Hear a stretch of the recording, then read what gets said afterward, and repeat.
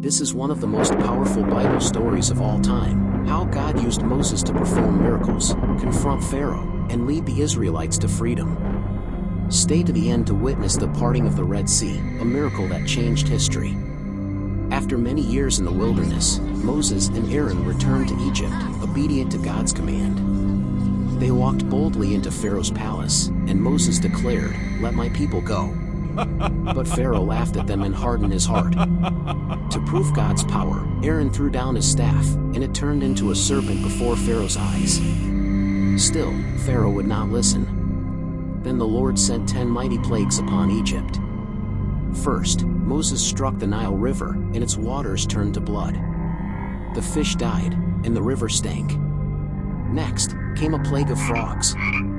They leapt into homes, beds, ovens, and dishes. Pharaoh pleaded with Moses to take them away but quickly changed his mind. Then dust turned into gnats and covered all people and animals.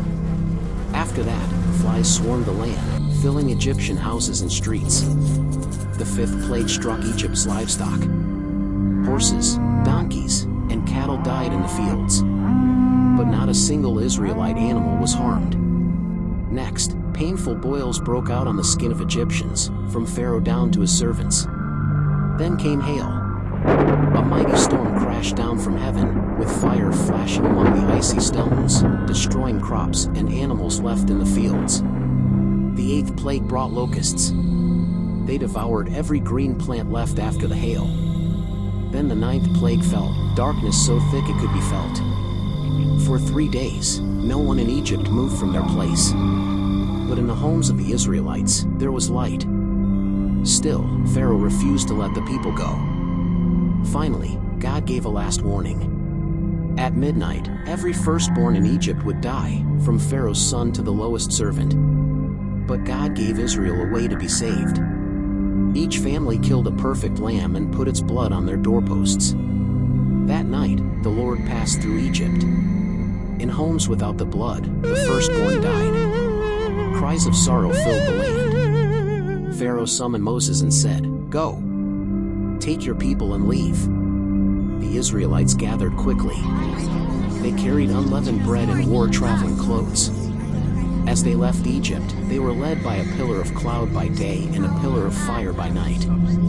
But Pharaoh changed his mind. He gathered his army and chased after them. The Israelites reached the Red Sea and were trapped.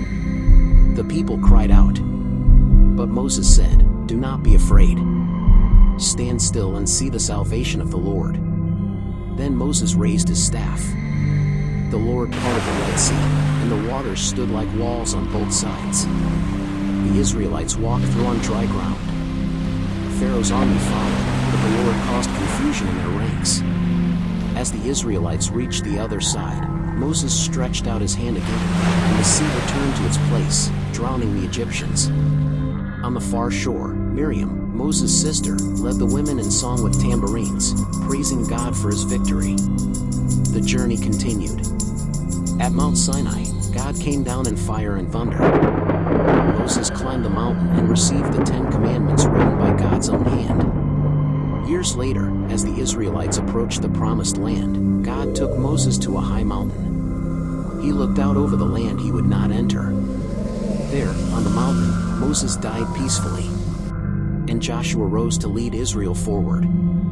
3 life lessons from this story. 1. God fights for his people, even when the odds seem impossible. 2. Obedience in difficult times can lead to freedom and blessing. 3. Faith doesn't remove fear, but it gives us strength to move forward. When life feels like a Red Sea in front of you, and Pharaoh behind you, stand still. Trust God. He still parts seas for those who believe. Question for you: if you were in Moses' shoes, would you have had the courage to face Pharaoh? Why, or why not? Let us know in the comments.